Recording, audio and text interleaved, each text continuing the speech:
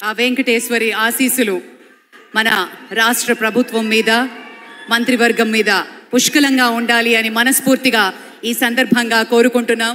విశ్వ ప్రపంచంలో భారతదేశాన్ని తెలుగు నేలను శిఖరాగ్రాన నిలపడం కోసం సోపాన పంక్తిని పేర్చుతున్నటువంటి కృషివలుల్ని తయారు చేస్తున్నటువంటి శ్రీ నరేంద్ర మోదీ గారు, శ్రీ నారా చంద్రబాబు నాయుడు గారు, శ్రీ పవన్ కళ్యాణ్ గారు, వారి వ్రతం ఒకటే, ధర్మం బిది, వ్రతం బిది, సద్వివేకం బిది, ఆచారం బిది అని చెప్పినట్లుగా ఆదర్శనీయమైనటువంటి పథకామిగా వారు నడుస్తున్నటువంటి శుభవేళ మళ్ళీ మళ్ళీ ఈ రాష్ట్ర ప్రజలు వారికి కృతజ్ఞతలు చెప్తూ ఉంటారు.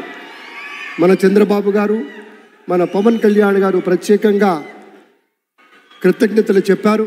అలాగే వేదికకి కుడివైపునున్నటువంటి ప్రముఖులు అందరి దగ్గరికి కూడా పేరు పేరున వెళ్ళి పలకరిస్తున్నటువంటి శుభవేళ. పద్మభూషణ్ మన megastar Chiranjeevi, megastar power star, అటు మెగాస్టార్ ఇటు పవర్ స్టార్. ఇది అరుదైనటువంటి చిత్రం. అలాగే మన పెద్దలు బాలయ్య బాబు గారు,